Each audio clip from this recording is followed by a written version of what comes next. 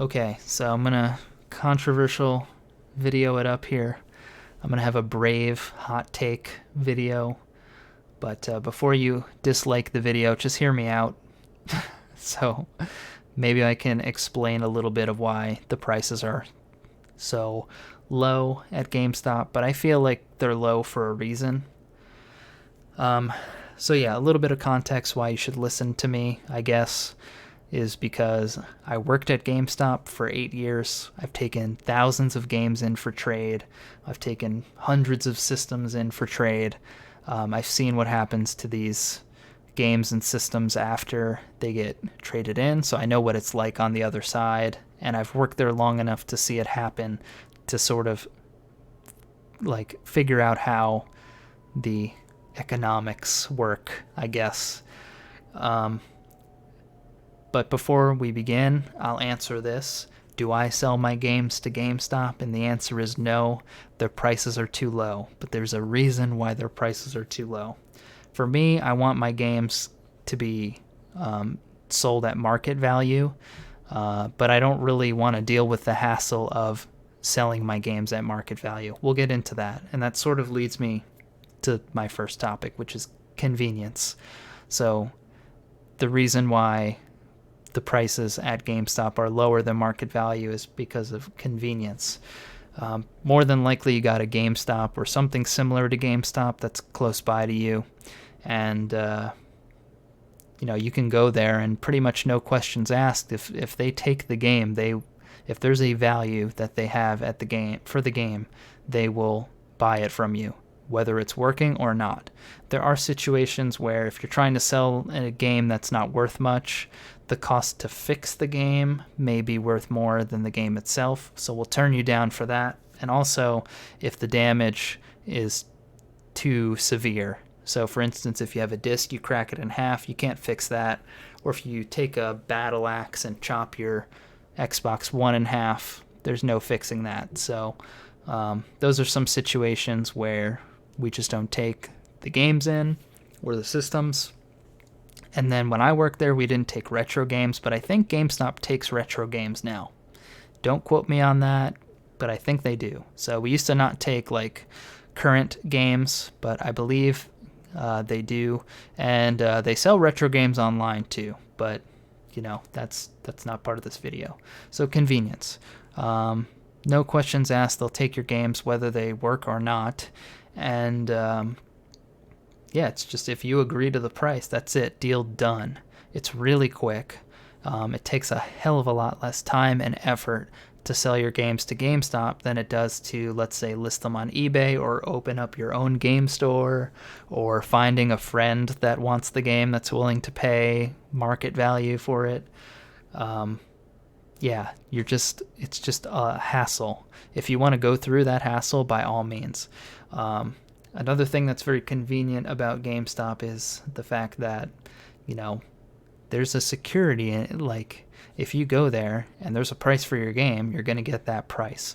When you sell a game on eBay, you never know if the person on the other side is trying to pull a fast one on you and, oh, the package never arrived, or your box was empty, there was no disc inside.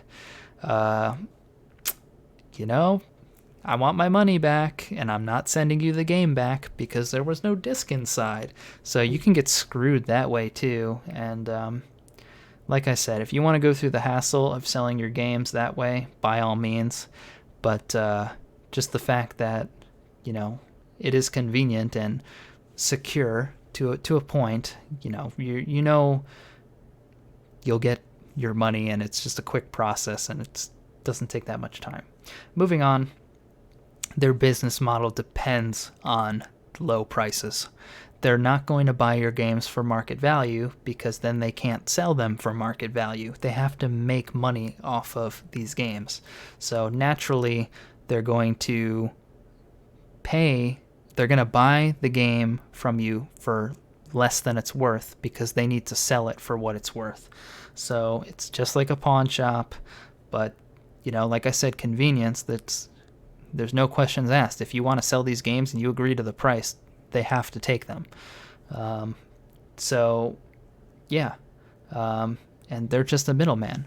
If their prices weren't low, then lower than market value, I should say, then they're not going to make any money. They're not going to exist. They're going to lose money, and yeah, they won't exist anymore. So that's a quick point there. And then really the big point with this is supply and demand. More often than not, the games or systems that you're selling are not rare. They're not. There's not a high demand for them anymore. In some situations, there are. I'll talk about some outliers. But if you're selling a 360 to get an Xbox One, there's a bunch of other people trying to do that. There's probably tons of Xbox 360s taking up a ton of room in a bunch of GameStops and a bunch of warehouses. And guess what? Owning property costs money. There's no guarantee that these things are going to sell either. So GameStop giving you $20 for a 360 may sound like a terrible deal for you, but they need to cover themselves.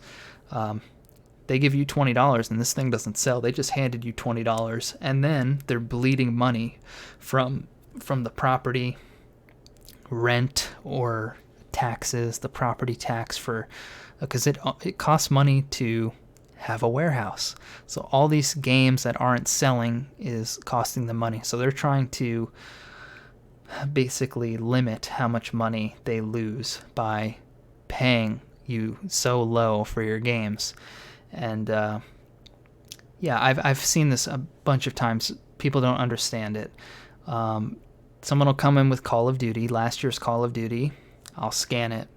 It'll say $5 to $8, and they'll be like, "What the hell? I paid $60 for this last year.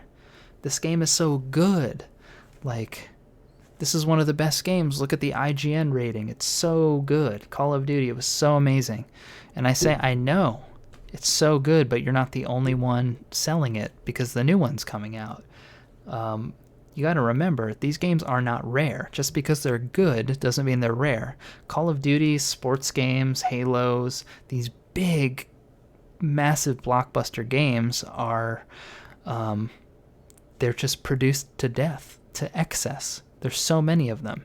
I guarantee you go to any GameStop, they got Call of Duty there. They got Halo there. They got Battlefield there. You go to any GameStop in the entire country, I guarantee you they have a stock of these old Call of Duties and Halos and all that. So you're gonna find these games because they're not rare.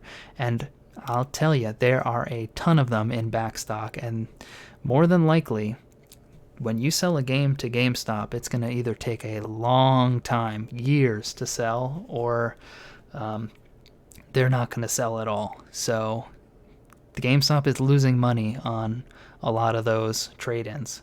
And basically just what the current supply and demand is what their price is going to be. So they'll give you 10 cents for Call of Duty or whatever and then sell it for $1, have this huge margin on it, but it's going to take forever to sell the game because there's no demand for it. And then you have to think about all the money they've lost from giving 10, 20, 8, $5, and now the game's worth less than that at market value. So yeah, supply and demand. It's hard to understand that when a game is so good and you see it popping off the shelves when it released, but just 1 year later, when you have these games with annual releases, they get sold like crazy. People just sell them. A tip though, if you're done with your game, try and finish it before the next one is announced, because then you'll actually get like $10 to $20 for it.